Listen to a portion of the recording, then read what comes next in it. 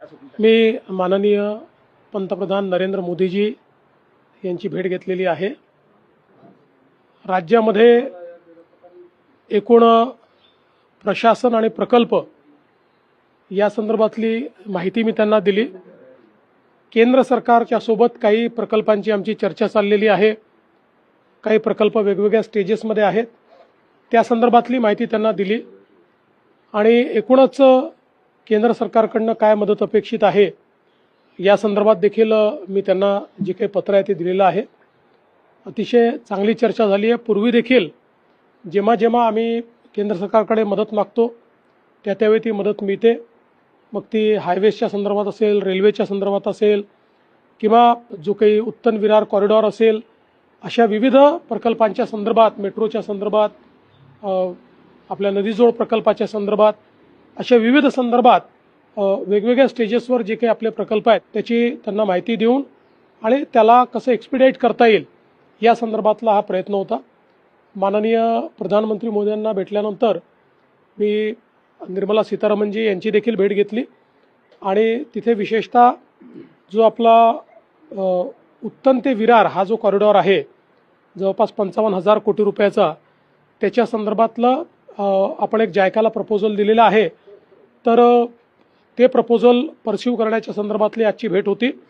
Proposal मोठं असल्यामुळे त्यांनी त्या ठिकाणी एक सल्ला दिलेला आहे की जायकासोबत अजून एखाद दुसरी मल्टीलॅटरल एजन्सी, अशा 2 एजन्सीज जोडून हे पूर्ण फंडिंग करता येईल का, अशा प्रकारचा प्रयत्न करू। आम्ही त्याला होकार दर्शवलेला आहे, तेव्हा त्याही संदर्भात पुढच्या काळामध्ये आम्ही वर्किंग करू। पण एक पॉझिटिव्ह त्याला आता एक प्रकारे एक रस्ता मिळालेला आहे आणि पुढच्या काळात त्याचे काम आपल्याला सुरू करायचं आहे।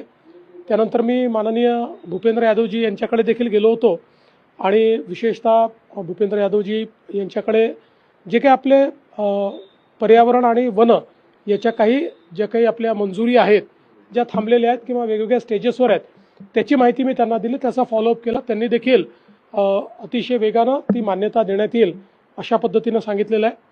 आता माननीय पियुष गोयलजी आणि निर्मलाजी यांच्यासोबत एक उद्योगाच्या संदर्भातली बैठक आहे।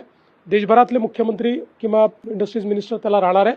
ज्या औद्योगिक वसाहती आपण केंद्र सरकारच्या मदतीने तयार करतोय त्याच्यामधली प्रगती आणि त्याच्यातल्या अडचणी या दोन्ही गोष्टींवर ही बैठक आहे।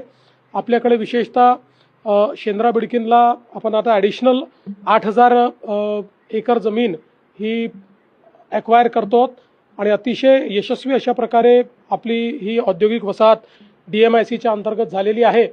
तर त्यामध्येही केंद्र सरकारने काही हिस्सा घ्यावा आणि आपल्याला ॲक्विजिशन करता निधी द्यावा अशी एक मागणी आपण त्यांच्याकडे केली आहे।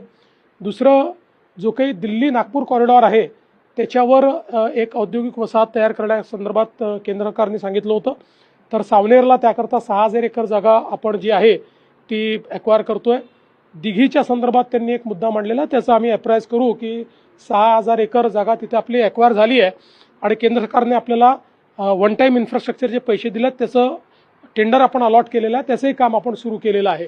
याच्या व्यतिरिक्त काही आपल्या छोट्या मोठ्या मागण्या त्याच्यामध्ये आहेत। विशेषतः मुंबई बेंगलोर कॉरिडॉर आहे त्याच्यावर आपल्याला जी काही एक MIDC तयार करायची आहे, जयकुमार गोरेजी त्याकरता झालेले आहेत, तर त्या संदर्भातलं एक आपली मागणी आहे, तर ती पण आपण त्यांच्यासमोर ठेवतो आहोत आणि चांगल्या पद्धतीनं केंद्र सरकारचा देखील आपल्याला फायदा मिळतोय। विशेषतः भव्य स्कीममध्ये जास्तीत जास्त इंडस्ट्रीयल पार्क्स हे महाराष्ट्राला मिळावे या दृष्टीनं आजची बैठक आमच्याकरता मला असं वाटतं महत्त्वाची। आज अर्थात त्याचा निर्णय होणार नाही, आज आम्ही केवळ प्रपोजल देतो आहोत, पण पुढच्या काळामध्ये निश्चितपणे तोही एक फायदा मिळेल। पुण्याची जी मेट्रो 3 आहे, जी टाटासोबत आपण तयार केलेली आहे, जी देशातली नवीन पॉलिसीतली पहिली PPP मेट्रो आहे, याचं जवळपास काम पूर्ण झालं आहे। आता त्याचं टेस्टिंग चाललं आहे, त्यामुळे त्याही संदर्भात मी माननीय मोदीजींना निमंत्रण दिलेलं आहे की याचं टेस्टिंग संपल्याबरोबर त्याचं उद्घाटन आपल्याला करायचं आहे। तर त्याचा एक ॲडव्हान्स त्यांना मी इंटिमेशन दिलेली आहे, ते देखील त्या संदर्भात लवकरच आपल्याला तारीख देतील आणि आपणही कंप्लिशन एक्झॅक्ट कधी आहे आणि टेस्टिंग कधीपर्यंत पूर्ण होणार आहे त्यांना कळवल्यानंतर त्याचे उद्घाटन लवकरात लवकर करण्याचा आपला मानस आहे। आपण दिल्लीत आला, खूप चर्चा सुरू झाली आहे। मी दिल्लीत असलो तरी चर्चा होतात, मुंबईत असलो तरी चर्चा होतात। मला असं वाटतं की अनेक रिकामटेकडे लोक आहेत त्यांना माझ्याबद्दल चर्चा करायला आवडतात, त्यामुळे त्यांना आनंद घेऊ द्या. रोहित पवारांनी पण तशीच चर्चा केली. ते म्हणतात की तुम्ही दिल्लीत गेलात तर अजितदादांच्या अनुषंगाने बोलला असाल आणि आता तुम्हाला वरतीच जायचंय केंद्रात, असं त्यांचं. नाही, मला असं वाटतं की ज्याला जे तारे तोडायचे आहेत, ज्याला जे फुगे उडवायचे आहेत, ज्याला जी पतंग उडवायची आहे ती पतंग त्यांना उडवू द्या. मी महाराष्ट्रात आहे. महाराष्ट्राच्या जनतेने आणि माझे नेते नरेंद्र मोदीजी यांनी महाराष्ट्राची जबाबदारी माझ्याकडे दिलेली आहे. मी प्रामाणिकपणे महाराष्ट्राच्या जनतेची सेवा करतो आणि ती करत राहणार आहे. भाजपच्या राष्ट्रीय अध्यक्षांची टीम जाहीर झालेली आहे. या टीम मध्ये महाराष्ट्रातलं भारतीताई पवारांना संधी दिलेली आहे उपाध्यक्ष म्हणून. मी आत्ता अजून बघितलेली नाही, म्हणजे खरं सांगायचं आपल्यालाही माहिती आहे मी बैठकीतूनच बाहेर आलो आहे. पण जर टीम जाहीर झाली असेल आणि त्यात कोणी महाराष्ट्रातलं असेल तर आम्हाला आनंद आहे. मी एकदा टीम पूर्ण बघेन आणि मग त्याच्यावर. तुम्हाला दिल्लीत पाठवण्यासाठी मागे कोण लागले? अनेक लोकांना असं वाटतं की मी दिल्लीत गेलं पाहिजे, पण त्या सगळ्यांना मी सांगतो की मी मुंबईतच आहे.